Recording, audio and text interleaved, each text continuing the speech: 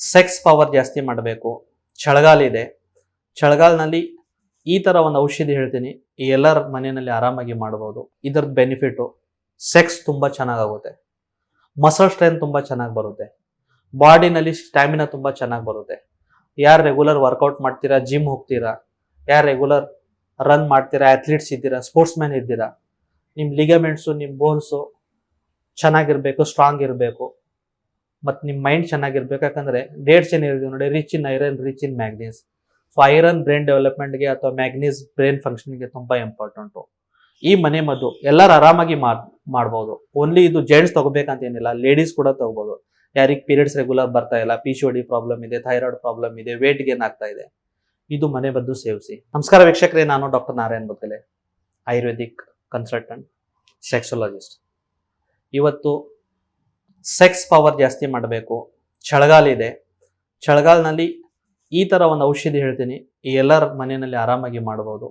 ಯಾರು ಮದುವೆ ಆಗಿದೆ ಅವ್ರು ಕೂಡ ತಿನ್ಬೋದು, ಅಥವಾ ಯಾರು ಮದುವೆ ಆಗಿಲ್ಲ ಅವ್ರು ಕೂಡ ತಿನ್ಬೋದು.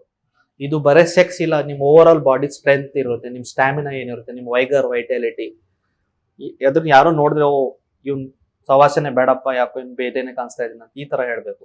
ಆ ಥರ ಒಂದು ಮನೆ ಮದ್ದು ಅದು ಅಂದರೆ 3 ಖರ್ಜೂರ ಮತ್ತು ಹಾಲು. ಎಲ್ಲರ ಮನೆಯಲ್ಲಿ ಇದ್ದೇ ಇರುತ್ತೆ. ದಿನ ರಾತ್ರಿ ಮಲಗುವಾಗ ಏನು ಮಾಡಿ, ಒಂದು 10 ನಿಮಿಷ ಹಾಲು ಮತ್ತು 3 ಖರ್ಜೂರ ಹಾಲಿನಲ್ಲಿ ಹಾಕ್ಬಿಟ್ಟು ಚೆನ್ನಾಗಿ ಕುದಿಸ್ಬೇಡಿ. ಒಂದು 10 ನಿಮಿಷ. ಖರ್ಜೂರದ ಎಷ್ಟೆಲ್ಲ ಔಷಧಿ ಗುಣಧರ್ಮ ಇರುತ್ತೆ ನೋಡಿ, ಅದು ಹಾಲಿನಲ್ಲಿ ಬರುತ್ತೆ.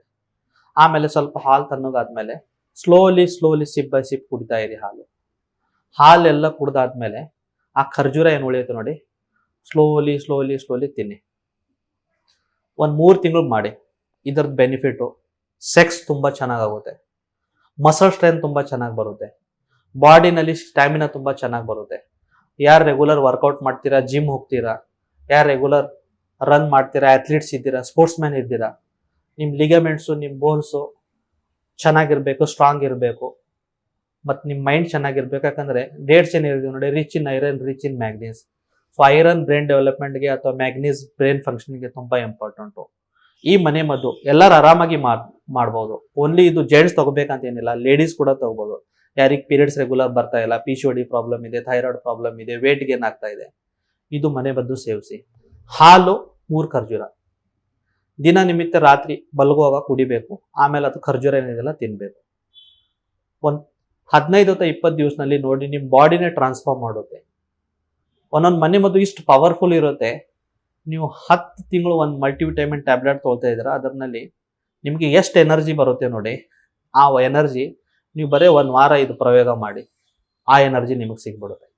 ಪರ್ಟಿಕ್ಯುಲರ್ ಬರೋ ದಿನಗಳಲ್ಲಿ ಯಾವುದೋ ವಿಷಯ ಬಗ್ಗೆ ಕೇಳಬೇಕು ಅಥವಾ ಯಾವುದೋ ಟಾಪಿಕ್ ಬಗ್ಗೆ ನಿಮಗೆ ಕೇಳಬೇಕಂದ್ರೆ ಕಮೆಂಟ್ ಬಾಕ್ಸ್ನಲ್ಲಿ ಕಮೆಂಟ್ ಮಾಡಿ, ನಮ್ಮ ಚಾನಲ್ನ ಸಬ್ಸ್ಕ್ರೈಬ್ ಮಾಡಿ. ಧನ್ಯವಾದ.